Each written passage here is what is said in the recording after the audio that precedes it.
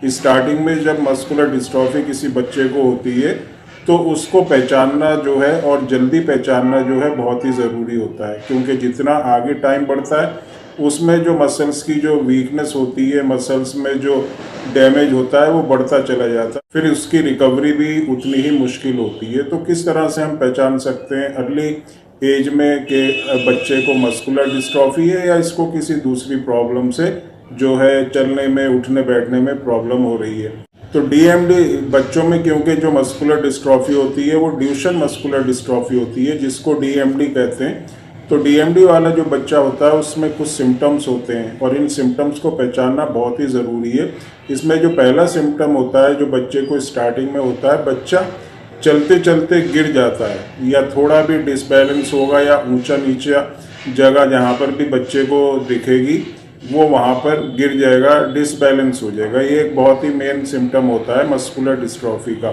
इसके बाद जो दूसरा सिम्टम होता है वो ये होता है कि बच्चा जब उठता है, बैठ के जब उठता है तो घुटने पे या नीचे ज़मीन पर हाथ रखकर उठता है, विदाउट सपोर्ट उसको उठने में परेशानी होती है। और अगर ये प्रॉब्लम थोड़ी बढ़ जाती है तो फिर कुछ बच्चे क्या होते हैं, पीछे को टांग करके और आगे को हाथ ज़मीन पे लगाकर उठते हैं।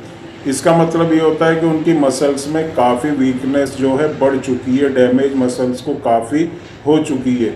इसके बाद जो एक और सिम्टम होता है मस्कुलर डिस्ट्रॉफी का वो ये होता है, बच्चे की जो काफ मसल्स होती हैं, जो पीछे जो पिंडली जिनको हम कहते हैं, वहाँ की जो मसल्स होती हैं वो हार्ड हो जाती हैं, सख्त हो जाती हैं और अगर आप उसको छुएंगे तो ऐसे लगेंगे जैसे कोई पत्थर वहाँ पर रखा है, इतनी हार्ड हो जाती हैं।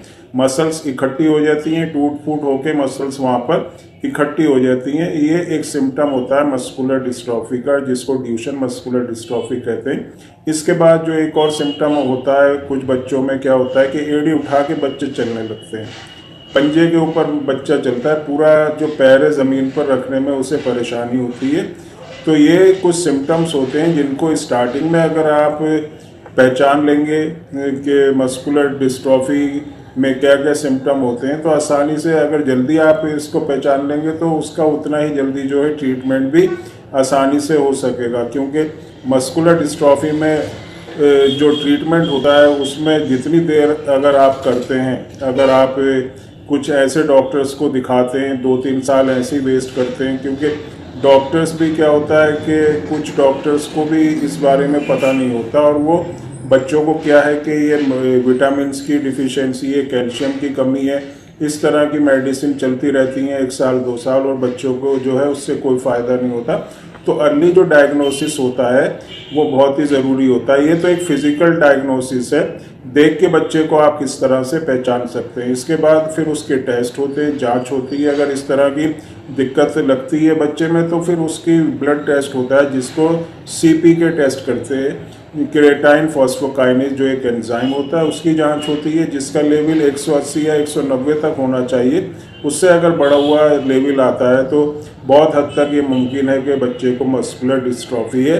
और उसके बाद जो है मसल बायोप्सी होती है, मसल्स की जो एक छोटा सा नीडल से या पीस लेके उसकी बायोप्सी करी जाती है जिसमें उसका जेनेटिक जो है कॉज पता करते हैं। तो इस तरह से मस्कुलर डिस्ट्रॉफी के बारे में हम पता कर सकते हैं। अब बात आती है इसके ट्रीटमेंट के बारे में। एलोपैथिक सिस्टम में कोई खास ट्रीटमेंट होता नहीं मस्कुलर डिस्ट्रॉफी का। होम्योपैथिक में काफ़ी अच्छी मेडिसिन आती है जो मसल्स की वीकनेस की जो प्रोग्रेस होती है उसको रोकती है, मसल्स को स्ट्रेंथ देती है और मसल्स की जो रिकवरी होती है उसको भी ठीक करती है, मसल्स में जो है ताकत देती है और बच्चा धीरे धीरे क्या होता है उसकी मसल्स में स्ट्रेंथ आती है।